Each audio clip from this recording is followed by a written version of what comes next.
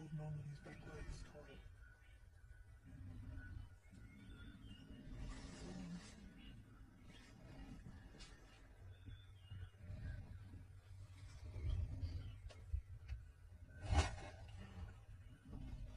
Hold the book.